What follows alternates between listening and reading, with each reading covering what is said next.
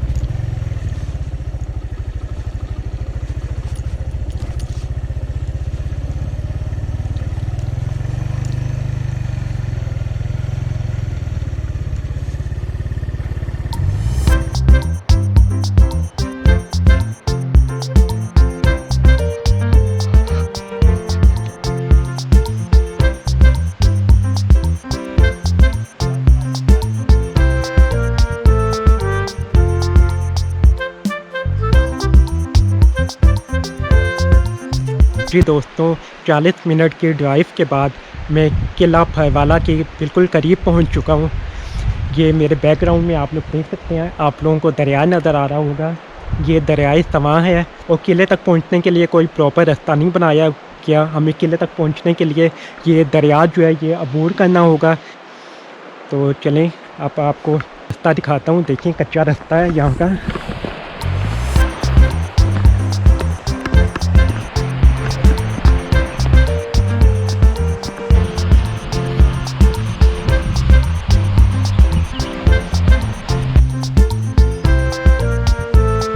जी दोस्तों, अब हम लोग दरिया के किनारे पर पहुंच चुके हैं।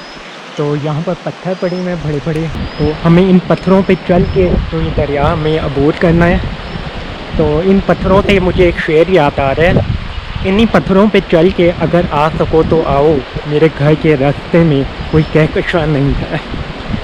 तो चलिए अब हम दरिया अबूर करते हैं।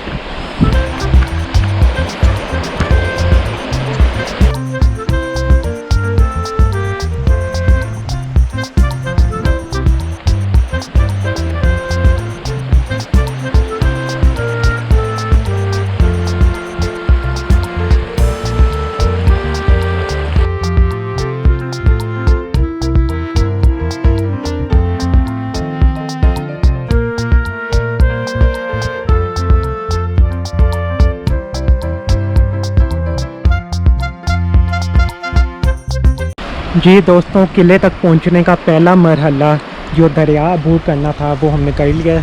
अब हम किले की तरफ चलते हैं। आप ये देखें, किले पे एक रोड बनाई गई है और लग रहा है ये जैसे कुछ ऐसा पहले ही ये तामीर की गई है, जो कि बहुत अच्छी बात है।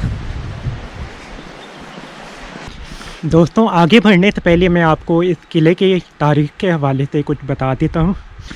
ये किला 1002 से 1008 के दरमियान तामीर हुआ था।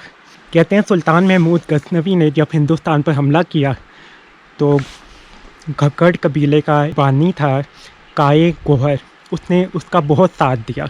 तो सुल्तान महमूद गज़नवी ने उसकी खिदमत के सिले में पोटोहार का इलाका उसको दे दिया और उसको यहाँ पर एक किला तामीर करने की भी इजाज़त दी गई। इस किले के टोटल 6 दरवाज़े हैं, जिनमें एक हाथी दरवाज़ा, बेगम दरवाज़ा, लश्करी दरवाज़ा, बाग दरवाज़ा, ज़ियारत दरवाज़ा और किला दरवाज़ा शामिल हैं। और इन 6 दरवाज़ों में से बस चंद एक ही बाकी बचे हैं, वो हम आपको दिखाएंगे। कोए हिमालय के दामन में 450 कनाल पर फैला हुआ ये किला 1002 और 1008 के दरमियान तामीर हुआ। ये किला 750 साल तक घग्गर सल्तनत का हेडक्वार्टर रहा है। ये सल्तनत अटक से झेलम तक फैली हुई थी और इसमें आज़ाद कश्मीर के भी कुछ इलाके शामिल थे। इस किले के कुल 6 दरवाजे थे। दिफाई लिहाज से ये एक बहुत मजबूत किला था, जहाँ 500 फौजी, 100 घोड़े और 50 हाथी हर वक्त मौजूद रहते थे। इस किले पर 1519 में ज़हीरुद्दीन बाबर ने हमला किया, जिसने बादशाह ये किला घुघड़ों को वापस कर दिया। इसके बाद 1825 में इस किले पर सिखों ने हमला किया और उसके बाद इस किले का ज़वाल के आसपास जो आपको पहाड़ नज़र आ रहे हैं, ये कोए हिमालय के पहाड़ हैं। जब आप यहाँ सामने दरिया के पार पहुँचते हैं तो आपको फ्रंट पे ही आपको 2 दरवाजे नज़र आते हैं। एक दरवाज़ा मुझे यहाँ पर नज़र आ रहा है, ये देखिए आप भी।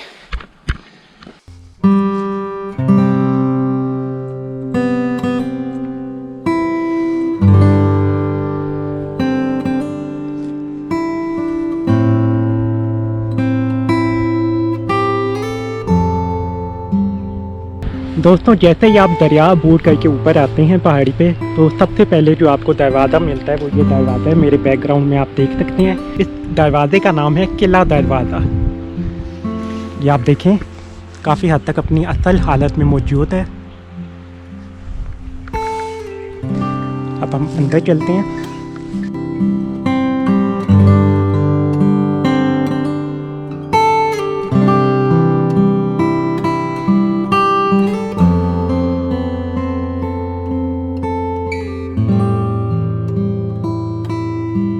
किले के अहाते में घग्गर कबीले की नस्लें आज भी आबाद हैं, जिनके मवेशी जा बजा दिखाई देते हैं।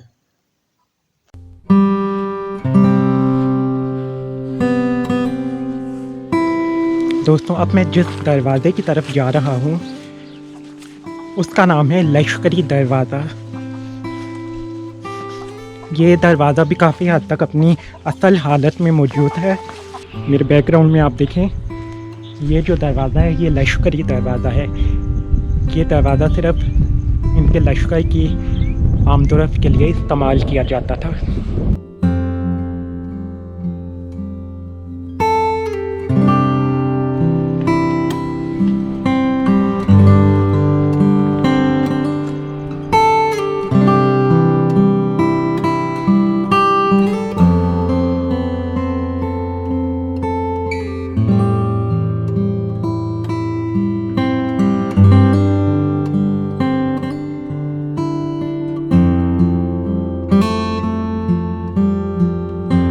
इस किले के सब दरवाजे जो हैं काफ़ी फासले पे बनाई गई हैं, लेकिन डिज़ाइन वाइज एक जैसे ही हैं। 1002 और 1008 के दरमियान तामीर होने वाला ये किला 750 साल तक घग्गर सल्तनत का हेडक्वार्टर रहा है। ये किला दिफाई लिहाज से एक बहुत मजबूत किला था। इस किले में हर वक्त 500 फौजी, 50 हाथी और 100 घोड़े तैयार रहते थे, लेकिन इसके बावजूद भी इस किले पर कई बार हमला हुआ है। यहाँ पर बाबर ने भी हमला किया और सिखों ने भी हमला किया। माजी के बहुत से मशहूर हुक्मरानों ने इस किले में क़याम भी किया है, जिनमें ज़हीरुद्दीन बाबर, शहाबुद्दीन गोरी और हुमायूं के नाम आते हैं। ज़हीरुद्दीन बाबर ने 1519 में इस किले को फतह किया था। बाबर के 2 चचाजाद भाई थे, एक का नाम तातार खान और दूसरे का नाम हाथी खान था। ये जो किला है ये तातार खान के कब्ज़े में था। हाथी खान के कब्ज़े में कोहिस्तान नमक का इलाका था। हाथी खान ने इस किले में कब्ज़े के लिए अपने भाई तातार खान को कत्ल कर दिया और इस किले पे कब्ज़ा कर लिया। बाबर को जब इस बात का पता चला तो उसने अपने चचाजाद भाई के कत्ल का बदला लेने के लिए 1519 में इस किले पर हमला कर दिया। बाबर ने किले पे हमले के बाद हाथी खान को गिरफ़्तार कर लिया। हाथी खान ने बाबर से माफ़ी मांगी तो बाबर ने उसको माफ़ कर दिया और इस किले का कब्ज़ा हाथी खान के हवाले कर दिया। हाथी खान के मरने के बाद इस किले पर सारंग खान ने कब्ज़ा कर लिया था। ये वही सारंग खान है जिसे बाद में शेर शाह सूरी की फ़ौज ने किला रबात में 16 बेटों समेत कत्ल कर दिया था। सारंग खान के बाद उसके बड़े भाई और बाद में उनकी औलादें इस किले पर काबिज रहीं, यहाँ तक कि 1825 में इस किले पर सिखों ने हमला कर दिया, जिसके बाद इस किले का ज़वाल शुरू हुआ।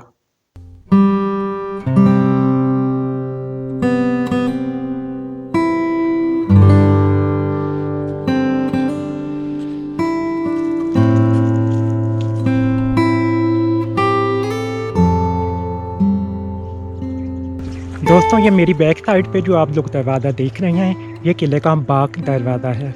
इस दरवाजे से जब आप एंटर होते हैं तो आगे एक छोटा सा बाग शुरू हो जाता है।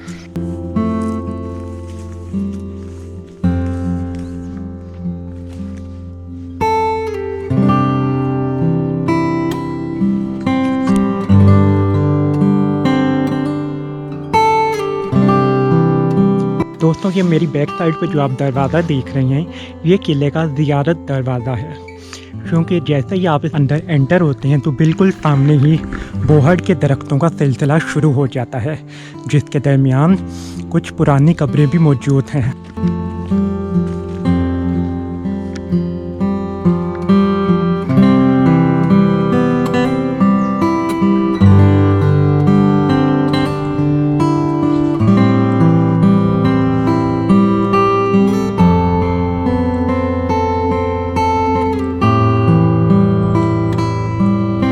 दोस्तों, ये सदियों पुराने बोहड़ के दरख्त हैं और यहाँ पर इस जगह पर एक अजीब सी पूरे सरार सी खामोशी है। यहाँ पर दूर दूर तक मुझे कोई बंदा नज़र नहीं आ रहा है और एक अजीब सा खौफ महसूस होता है इस जगह पर आकर। मकामी लोग इस जगह को ज़ियारत गाह भी बोलते हैं। कहते हैं हज़रत दाता गंज बख्श ने किसी ज़माने में यहाँ आकर क़याम किया था, चिल्ला काटा था। तो बाकी आप लोग देखें।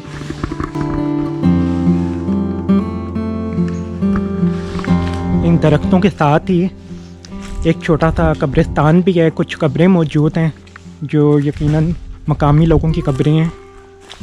मकामी लोग इस जगह को ज़ियारत गाह बोलते हैं।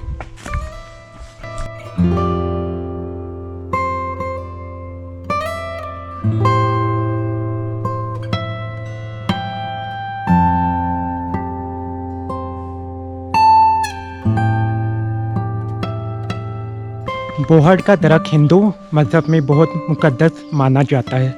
हमारे यहाँ भी जितने भी इस्लामाबाद में हज़रत बरी इमाम की बैठक और चिल्ला गाहें हैं, वहाँ पर बोहड़ के दरख्त मौजूद हैं।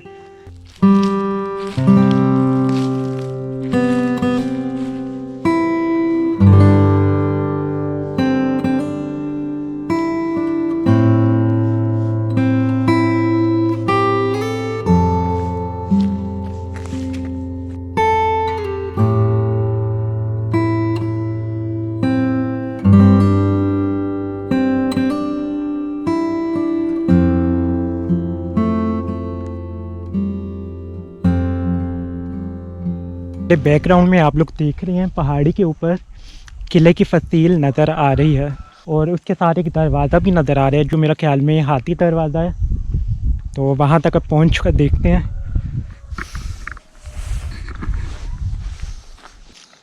दोस्तों हमने किले की सबसे ऊंची फसील की तरफ चढ़ने की कोशिश की, लेकिन ऊपर पहुंचकर हमें अंदाज़ा हुआ कि फसील तक पहुंचने का रास्ता इतना महफूज नहीं है।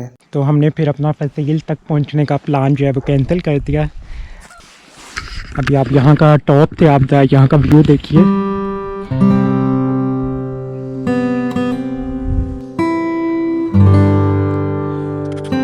दोस्तों 1825 में इस किले पर सिखों के हमले के बाद इस किले का ज़वाल शुरू हुआ जो 1947 तक जारी रहा।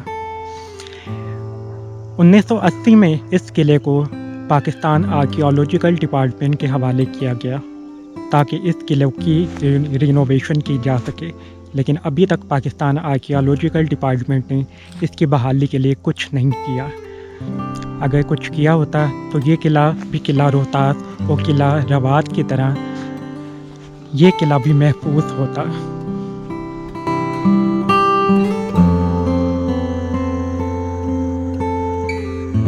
दोस्तों जैसा कि आपको पता है चीज़ को एक ज़वाल है, इस तरह ये किला भी आजकल ज़वाल पज़ीर है। इस किले की मुनहदम होती दीवारें इस बात का सबूत है कि दुनिया में हर चीज़ ख़त्म होने वाली है, फना होने वाली है, बाकी रहने वाली ज़ात सिर्फ अल्लाह ताला की है। दोस्तों हमने आपको इस किले के 4 दरवाज़ों का विज़िट करवाया है, जिसमें किला दरवाज़ा, बाग दरवाज़ा, ज़ियारत दरवाज़ा और लश्करी दरवाज़ा शामिल है। किले का हाथी दरवाज़ा बहुत ऊंची चट्टान पे मौजूद है, वहाँ तक पहुँचना इतना आसान नहीं था तो वो हम कवर नहीं कर सके। इस किले की मुनासिब देखभाल ना होने की बायस ये किला अब बिल्कुल डिमोलिश होने के करीब है। अगर इसकी भी किला रवात और किला रोहतास की तरह देखभाल की जाती है काफ़ी हद तक ये महफूज होता। तो दोस्तों ये थी हमारी आज की वीडियो। उम्मीद करता हूँ आपको बहुत पसंद आई होगी। वीडियो वाकई में पसंद आए तो इसको लाइक भी कीजिएगा और शेयर भी कीजिएगा। अगली वीडियो तक अल्लाह हाफ़िज़।